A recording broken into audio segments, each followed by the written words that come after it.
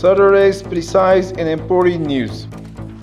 Afghanistan wants good ties with its neighbors. Issues can be resolved through the dialogue. Muttaqi tells Kazmi. Maulavi Amir Khan Muttaqi, the acting Minister of Foreign Affairs of the Islamic Emirate of Afghanistan, said in a meeting with Hassan Kazmi, the Iranian ambassador in Kabul, that Islamic Emirate of Afghanistan wants good ties with Iran and the issues between the two countries can be resolved through talks. In this meeting, the Iran's water rights to the Helmand River were also discussed alongside resuming the process of transferring Afghan prisoners to Kabul, delaying the execution of Afghan prisoners and facilitating the issuance of Iranian visas to Afghan citizens.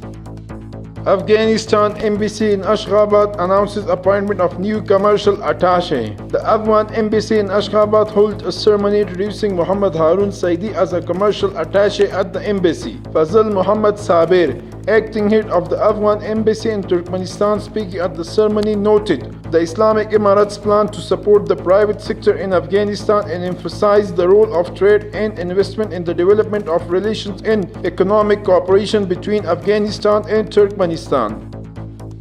New 20-bed addiction treatment hospital opens in Ghazni Jaghuri district. A newly established 20-bed hospital dedicated to the treatment of addicts has commenced operation in the Jaghuri district of Ghazni province.